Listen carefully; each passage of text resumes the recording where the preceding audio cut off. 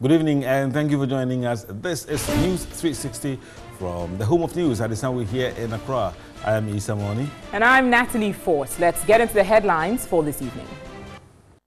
News 360 Headlines is brought to you by...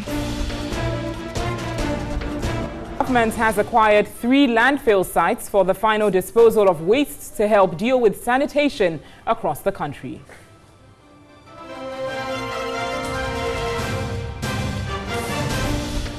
Residents in Alavanyo and Nkonya regret 34-year-old Kobina conflict that has destroyed large stretches of arable land and killed many.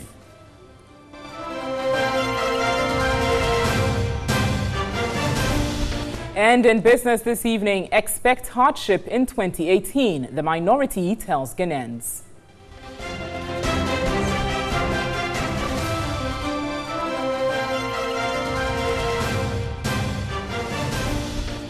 Elsewhere on the continent, Zimbabwe's army chief warns those responsible for purging the country's ruling ZANU-PF to be on the lookout because there can be some kind of military intervention.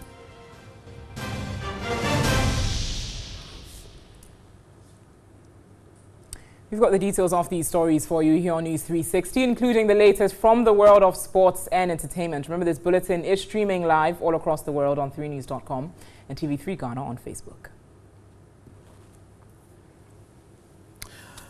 Now, President Akufo-Addo says government has acquired 3 landfill sites for the final disposal of waste to help deal with sanitation.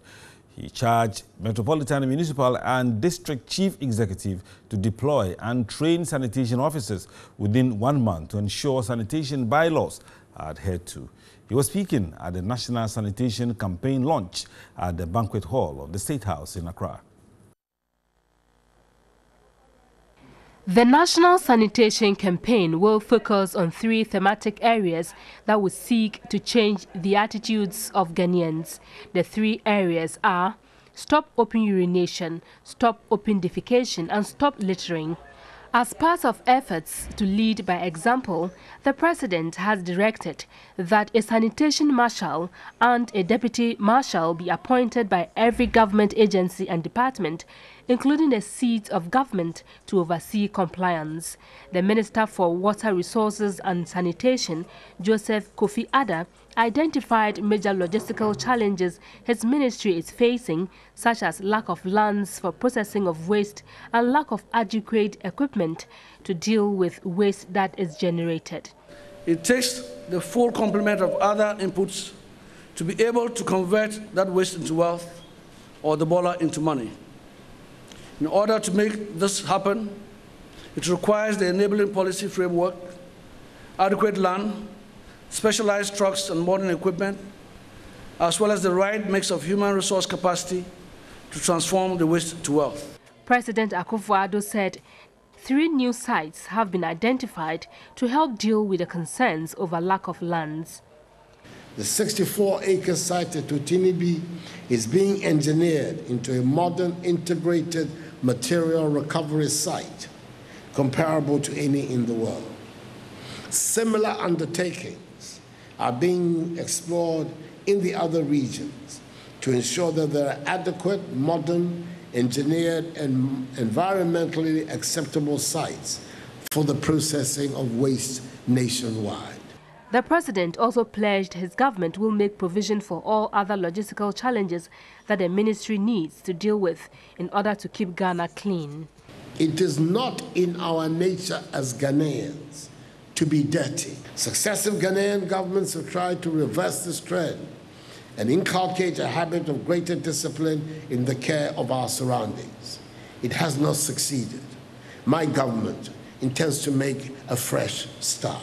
Ministers, chief executives, and chief directors of government departments and agencies will be held accountable for any lapses in the failure to comply with this directive. Now, President Akufo-Addo has certainly been very vocal about this cause and saying that every day following this campaign is going to be Sanitation Day in Ghana. And we're going to run us by a look of the sanitation picture in Ghana. Averagely, 22.9% of people in the country do not have access to any sanitation facility, and that means that they practice open defecation. This is an incredibly worrying situation. Only 15% use improved unshared sanitation facilities. This is still countrywide, so only 15% of Ghana's population use improved unshared sanitation facilities, and the rest go on to use shared sanitation facilities, which is when it's a communal sanitation facilities, which of course raises the issue of cleanliness. In the Greater Accra region, 3,000 metric tons of waste is produced every single day. And that gives us a picture of, and we know that in terms of where the waste is going, it's not very clear. And so it gives us a picture of what the waste picture looks like in our country. And we know that especially when there's downpour in Ghana, the issue of sanitation is really felt when there's heavy downpour in the country. In the Upper East region, 89% of the population practices open defecation, while 3% use unshared improved sanitation facilities. And a report by UNICEF has gone on to say that the Upper East region is the worst region in Ghana in terms of open defecation and sanitation. 89% of the population practice open defecation in that region alone. And then going on to what UNICEF, a report by UNICEF has said that the northern region, the Mion district specifically, is the best in terms of sanitation practices in the country. Out of 151 communities, 40 are independently verified ODF communities, which is open defecation free communities. So it's moving towards being an open defecation free region or district, and 61 are potential open defecation free communities. So the northern region, the Mion district specifically, is what's looking like the best picture in the country so far. But yes, so basically President Akufo-Addo has gone on to specify that every single day following this campaign is going to be Sanitation Day in the country. We'll see how it rolls out, Isa. Right, Natalie, I'm sure the statistics bring in quite huge bells. And I've been joined via Skype by Atta Ahin, who is the Vice Chairman, Coalition of Non-Governmental Organizations in Water and Sanitation, CONIWAS. And Atta Ahin, well, President Akufo-Addo has promised to make Accra the cleanest city in Africa by end of his first term.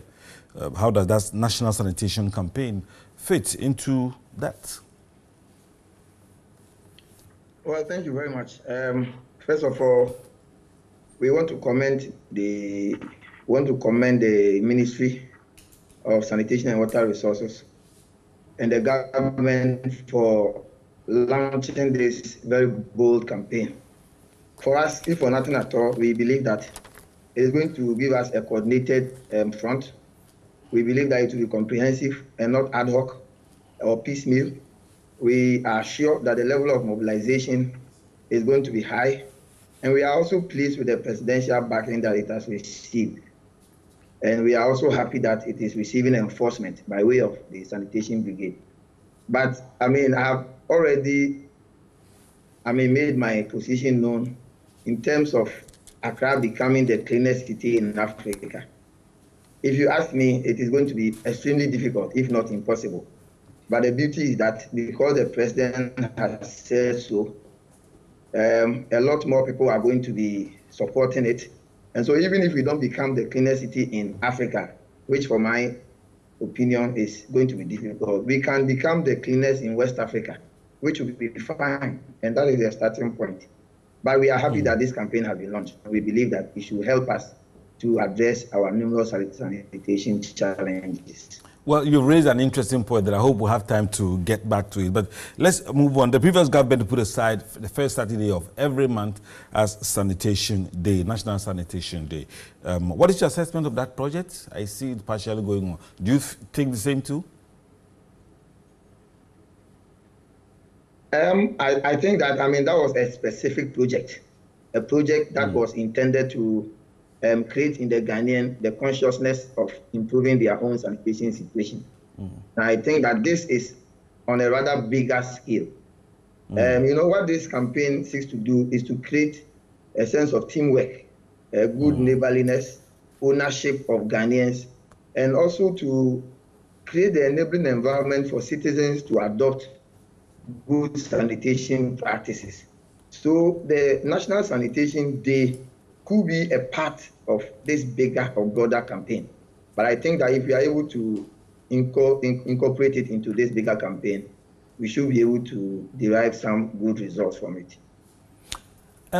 Do you think it's time to move away from landfill sites and think of waste as a product to generate extra income? That is probably to look at electricity generation, so on and so forth. I perfectly agree. Yeah. I perfectly agree. In fact, you see, we have gone too far to be relying still on landfill sites. Even the very less advanced countries have moved away. In Africa, many developing countries, are moving away from this. You see, technology has advanced, and we should begin to see waste as a resource. And I was happy when the Netherlands ambassador made that point, that it is a waste. Waste can be turned into so many resources. And he mentioned some of them. I think he mentioned compost, he mentioned electricity. Elsewhere, people are calling citizens to come and even dedicate so that they can use the feces and convert it into electricity. And so for us, as a coalition of NGOs in water and sanitation, and as World Vision, we believe that the time has come for us to move away from, landfill sites to more technologically advanced options, which can not only create jobs, but also ensure that citizens derive economic value from waste. Right, but let's go to just a little point. I want you to illustrate this point just before we go. You said it will be difficult for Accra to be the cleanest city. Why that? Are we difficult people? Or people don't understand the language of the president? Or we just don't want to be clean? I think that we should understand that some people have already taken the lead. If you talk about Rwanda, Botswana, there are some African countries who have gone very far. Some of them have already banned plastics and all that. And so to want to make Accra the cleanest city in Africa within less than 4 years, for me, is going to be an uphill task. All right. But apart from that, you see, the president made the point that indiscipline has been so much in this country. But he said that it is not in our nature as Ghanaians to be dirty. But we keep our surroundings clean. But when we move away from our surroundings, then we throw away these good values that we have. Okay. Attitudes are difficult to change. Behavior is difficult. I get your point, Atahin. We are grateful. And Atahin is the vice chairman, Coalition of Non-Governmental Organizations in Water and Sanitation, CONIWAS. And we're grateful for your time, Ata. So we'll see how it rolls out. But let's turn our attention to other stories now. A 64-year-old widow lost all her belongings and business capital Monday morning when fire swept through some 17 wooden structures near Alajo Christ Apostolic Church here in Accra. A timely response from the National Fire Service, however, prevented the fire from spreading to the Fountain Junior High School.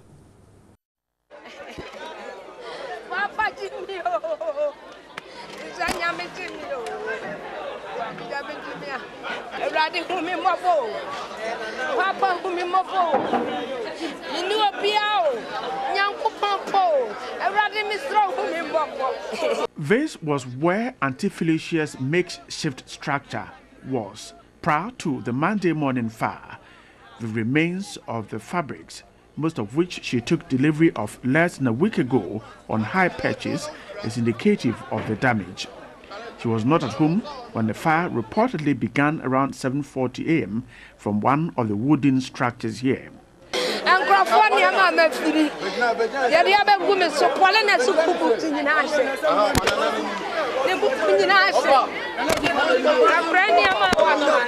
A swift response from personnel of the National Fire Service and the youth of Alajo helped to contain the fire. Nevertheless, the combustible nature of the structures prevented access to properties and personal belongings in the 17 affected wooden structures. We can't locate the place, but we saw the smoke from the fire, traced the smoke to the fire scene. But as we get here, we saw that this building, as you can see, the fire was spreading to the building. So we tried to put that, prevent this building and put the fire under control. So there's no any casualty. Management of the Fountain School, who declined to speak on camera, praised the response from the fire service and the support from the community. The junior high section of the school has meanwhile been closed down temporarily pending assessment of the effect of the fire on the school. Now, the 34-year-old communal conflict between the people of Nkonya and Alavanyo has greatly affected residents. Farming and other livelihoods have declined as large stretches of arable land have been deserted. Now, Peter Kwadato reports inhabitants of the area are now counting the cost of the unresolved conflict. The Nkonya Alavanyo traditional areas have since 1983 held on to a conflict that continues to affect livelihood and devastate families. Aside the killings, several residents have deserted their homes and villages. This road direction here at Nkonya Ahinkro shows the way to Alavanyo Kweme, connecting other parts of the region. Nevertheless, the less than 2-kilometer road between the two communities is now only used for military patrols. The same is the case for the other road from Alavanyo Kweme to Nkonya Tai and the Nkonya Senior High School. Commuters have to use a long winding route through Pando to access both communities. But of more concern is the impact on productivity. This parcel of land, stretching from Mount Toji and separating the two communities, is described as the most fertile area. Yet, neither the Nkonyas nor the Alavanyos have the courage to farm on it. No one can farm on these lands anymore, depriving us our livelihoods. We are pleading that every effort be put in to ensure that the area is safe for farming activities. Like my elder brother was saying, this land here is not part of the disputed place, but people can go there. Even though there is no firing of guns, they are not having peace. This is getting worse since no side of the divide is prepared to admit guilt and to forgive the iniquities of the past. Even sometimes when even it is in a case of death, and you come in humbly to say that, fact, what I did was wrong, so forgive, the person will listen. So I'm suggesting that if peace, really, actual peace will prevail, the two communities will only have to meet. It is hoped that a pronouncement from both sides a week ago is able to change the fortunes of the area. On November 23, the Queen of Denmark will make an official visit to Ghana as we move from aid to trade. Join the media journal platforms online, on radio and on television as we bring you in-depth coverage of the Queen's visits.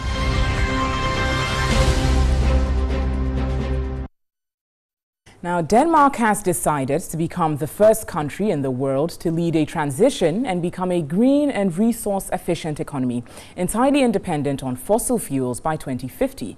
The country hopes to achieve this by expanding its share of renewable energy from sources such as wind and biomass. Portia Gabo has more. Since 1980, Denmark has grown to become a global leader in the development of new sustainable technologies and solutions. Its economy has grown by almost 80% without increasing gross energy consumption. But the story has not always been the case. In the 1970s, Denmark was severely affected by the oil crisis. It decided to take a new path to meet growing energy needs and to cater for environmental concerns. As a result, green issues such as energy efficiency, renewables, waste and resource management, clean air and water, and sustainable cities have become deeply embedded in the mindset of the Danes.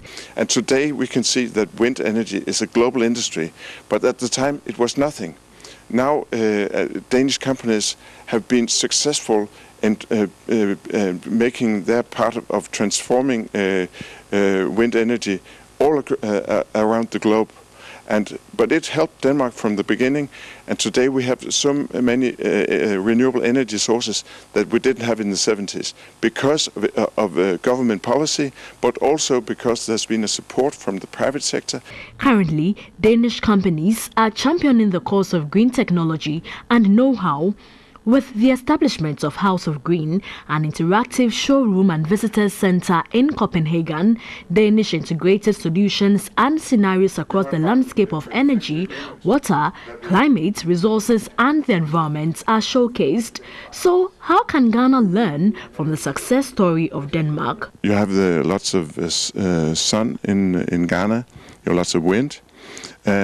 And if you can use the energy sources and combine it in a grid so you can get the best out of several energy sources, it's possible to bring in renewable energy in your system and balance the system so you don't waste it. Denmark will share its solutions and inspire Ghana to invest in green growth when the Queen of the country arrives with a delegation of 39 Danish businesses.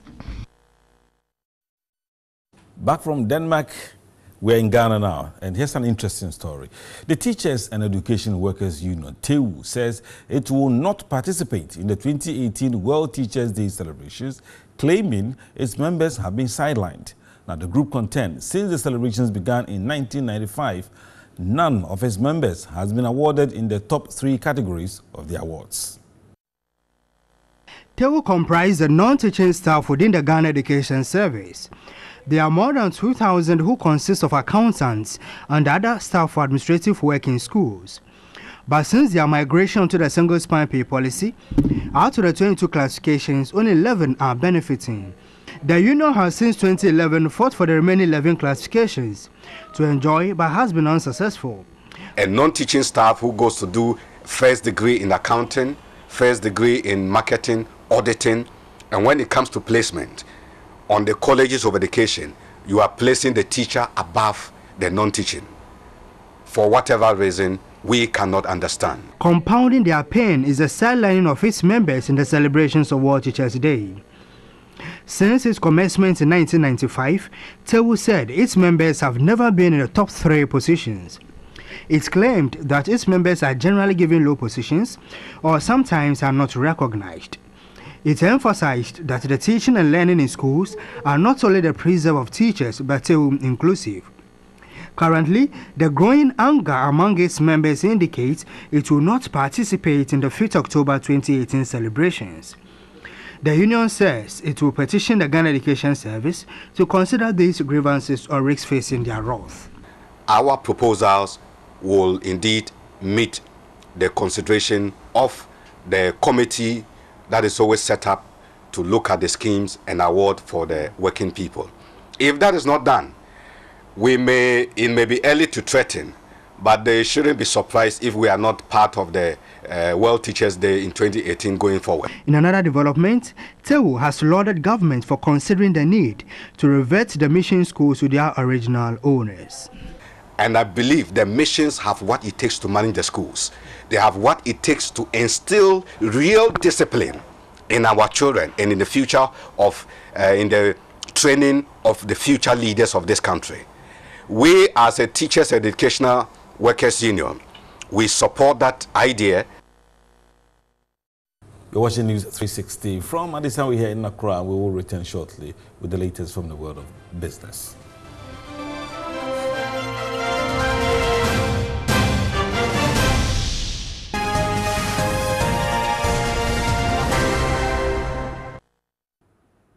A very good evening to you. Thanks for staying with us on News 360. Let's do some business now. My name is Nanekia Mensah Brampa. Well, some expectations keep pouring in ahead of Wednesday's 2018 budget reading, and the minority in Parliament has predicted Ghana could be heading again towards being highly indebted poor country, considering its growth of debt to gross domestic product. At a roundtable meeting in Parliament, the minority also says the 2018 budget will not be able to create jobs because of the severe austerities. Now, they urged Ghanaians to expect hardship in 2018. The minority reviewed the 11-month performance of the NPP government and gave their expectations for the 2018 budget. to be presented on Wednesday. Minority spokesperson on finance, Atuforsen, said government has failed to deliver on its numerous promises. He said apart from the free SHS, which is fraught with challenges, the one village, one dam, one district, one factory, $1 million per constituency, and support to small businesses in rural areas have all not been started. Atuforsen said although the NPP government promised Ghanaians of removing the 2% component of the special import levy, it was still active. The 2017 budget statement did not propose any reduction in corporate tax from 25% to 20%. However, the finance minister and the minister for trade and industry have at different times reassured Ghanaians that the government will propose a reduction in corporate income tax. We wish to remind the Minister for Finance that Ghanaians expect a reduction in the corporate income tax rate from 25% to 20%.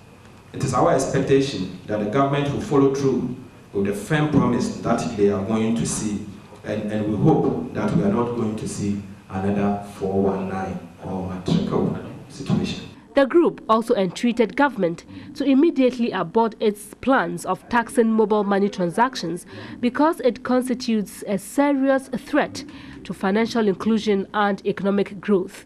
It is an indirect way of taxing transactions such as transfers of school fees and mobile monies, medical bills.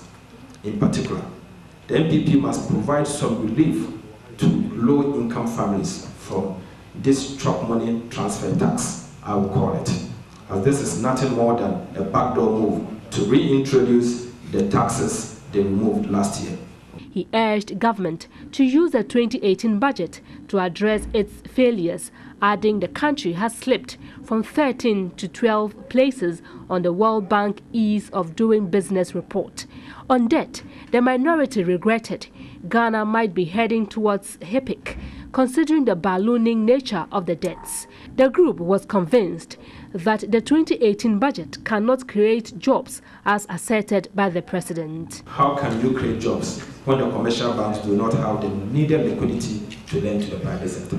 The commercial banks in this country are in big distress.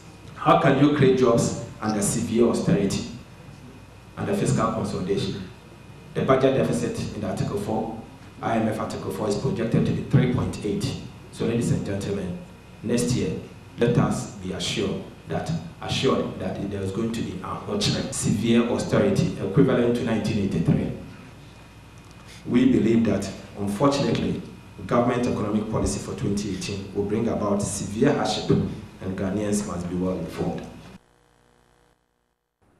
Well, talking about creating jobs, businesses should expect to see an adjustment in the cost of electricity, at least beginning in 2018, as announced by the president. Industries have welcomed this news. And ahead of the budget reading on November 15, they anticipate the tariff review will be significant enough to make the sector more competitive. Ghana dropped by some 12 points to 120th in the 2018 World Bank Ease of Doing Business report. Among the numerous factors that led to this was the high cost of electricity compared to neighboring countries. In this year, we've had significant stability in the energy supply situation. There have been consistent and regular supply of energy, which is very critical for industrial development. The cost bit is still a challenge. Indeed, we think that Ghana, when it comes to energy supply cost, we are not competitive. If you compare our environment to several other competing countries, our cost is relatively on the higher side. Chief Executive Officer of the Association of Ghana Industries, Seth Chumakobwa, says an adjustment in tariffs will make the sector grow stronger. We are not saying that reduce it to the point where it collapses our operators in the industry, but make us competitive. The competitiveness is key, because if your industries are not competitive in your own market, the market is being taken away, let alone exporting to other countries. We live in a global world today. If you are not competitive and somebody else is getting electricity at a much cheaper cost, their cost of operation is lower, and therefore the price of their products is lower. And for a consumer, you won't go and buy expensive product if there's a cheaper one of the same quality. On the 2018 budget, industry players look forward to a reduction in interest rates, among others, to create a favorable business environment. We'd like to see in the budget mechanisms, strategies, and arrangements being made to ensure that the stability we've achieved this year is actually going to be sustained in 2018. Well, we'll move away from budget matters now, and ShopRite has rewarded winners of the 10th anniversary promo. Each of the 6 winners took home a brand new Chevy Sparklight salon car. As part of activities to celebrate 10 years of operations in the country, ShopRite launched a loyalty promo in August to reward its cherished customers. Customers stood a chance of winning one of the 6 Chevrolet Sparklight saloon cars. The promo required customers to buy some selected products, which were as low as 69 pesos, to enter the draw. Lucky winners of the draw included Lucy Daku, Gariba Issa, Patrick Eduma, Jacob Morty, and Della Atukwe. The winners expressed appreciation to ShopRite for the promo. I'm so excited and I'm surprised too as well. I bought potato chips and then I bought some drinks for my son. My friend here, he had a date with a lady and she disappointed him, so we decided to go out to the mall. And it's happened that after shopping, we wrote our name in the voucher. And I'm not expecting that I'll win a car.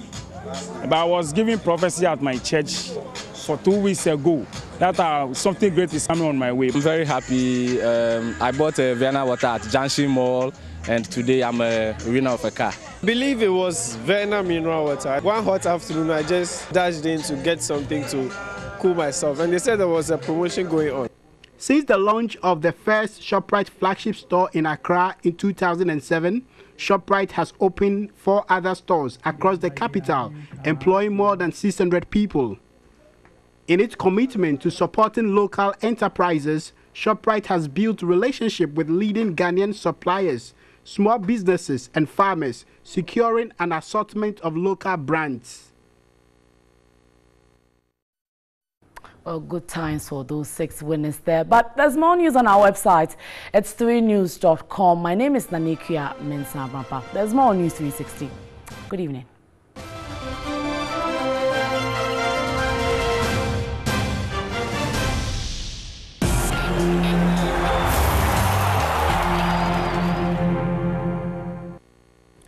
Good evening. Welcome back to News 360 here on TV3. My name is Anako Jafre with the sports updates. We begin tonight with the Black Stars of Ghana.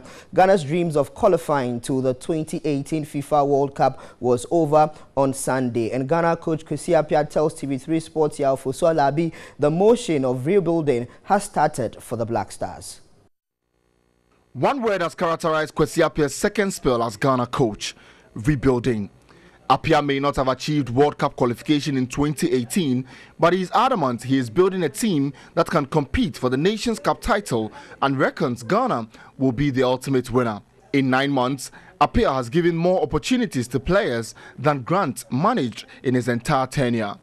Against Egypt, there were 3 debutants, including Godfred Donsa and Edwin Jesse, who scored the equalizer. That approach has expanded the talent pool available to the Black Stars. But when will the trials end for the final stages of team building to kick in? Appiah says soon. This year, for instance, I had a lot of mass collapse, for one particular game. And what I'm saying is from next year, maybe by middle of next year, there should be a cut-off point. And then rely on the core group of players that are, but saying that if 1 or 2 players are doing so well, why not? I'll be given the chance to come in. Many of the players he has introduced into the Black Stars hope they can be around for long. Kasim Nuhu is confident he can work his way into a Black Stars defensive partnership. Edwin Jesse hopes his goal against Egypt will earn him another opportunity, as does Donsa, who admits he didn't particularly impress on his Black Stars debut. The future is bright because I don't take it to be that today I wasn't able to perform as people wanted me to. So I think I need to go back to my club to do a hard work and also to work on what I couldn't do and also to improve myself. If the coach calls me, I'll be back so that I can prove everything that I couldn't do. Coach Kwesi Appiah was named as Black Stars coach, and on his return, he has supervised 8 games. Let's go and look at the stats as far as those 8 games are concerned for the Black Stars of Ghana. So as you can see in that process, 3 wins, 2 losses, and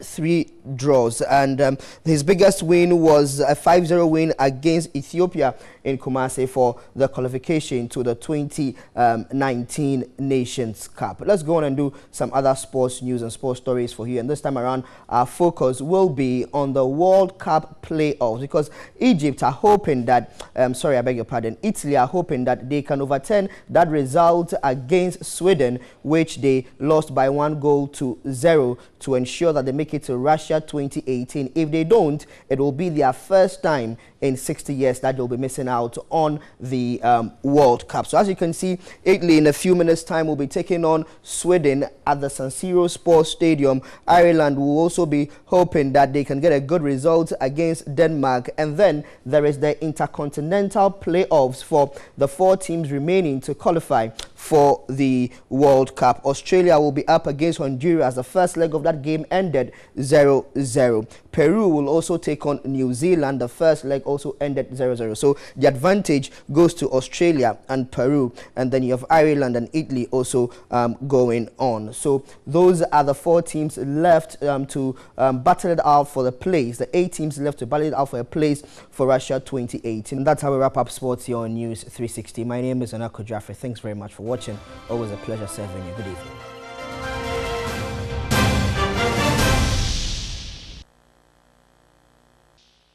Now let's do some entertainment stories. And Ghanaian actress Yvonne Nelson has finally broken her long silence over giving birth out of wedlock. Now the new mom told the Wow magazine she sees nothing wrong with giving birth before marriage, adding she chose friendship, understanding and happiness ahead of someone who would just put a ring on her finger. Usu Rai has more.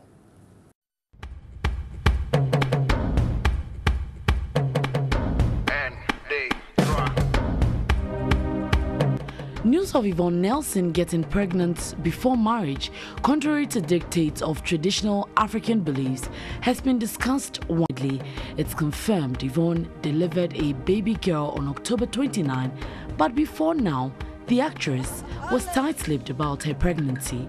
When news made rounds in late October that Yvonne was pregnant, the actress described it as a mere rumor. I know I've been missing in action. I'm sorry, it's just been that I've been very busy and I've been running around a lot. And there's so many rumors going on. I don't know if you guys have heard, but there's a lot of rumors. Hey, Charlie, I don't even know what to say. But the utterances of controversial TV relationship counselor Lutrot affirmed news of Yvonne's pregnancy, explaining the role model was not setting a good example for other young girls.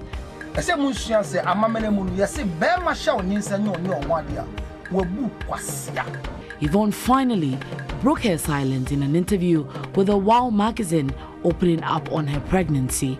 The actress differed with expectations that she should have been married before giving birth. According to Yvonne, it is no crime for a woman who is of age and wants to have kids to do so with a responsible guy with similar feelings. You can go ahead and do it if you think the guy is right, responsible, and makes you happy, she added. But what appears intriguing is why Yvonne turned down a proposal but went ahead to have a baby for a guy who hasn't proposed. Yvonne, aged 32, revealed she turned down a marriage proposal at age 30, hinting she didn't want to move to London as the guy had requested. To Yvonne, she simply chose friendship, understanding and happiness ahead of someone who would just put a ring on her finger. On whether she is discussing marriage with her baby daddy, the Heels and Sneakers producer said, "Marriage is scary, but of course, I love my child to have a dad around. So yeah, when it happens, I'll be glad.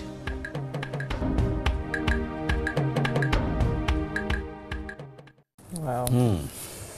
Touching on that, I mean, there are many, we should be happy for her. There are many views, contradicting views. You know, I think when a woman reaches a certain stage career-wise, she is looking for some domestic fulfillment as well. Absolutely. You know? So we can be happy for Ivana. She has a new family member. Congrats, Ivana Nelson. That's it for this edition of News 360. My name is Issa Moni. And I'm Natalie Fort. We've got more news on our website. That's 3news.com. News at 10 later this evening will simulcast on 3FM 92.7. Next is Tashan. Have a wonderful evening.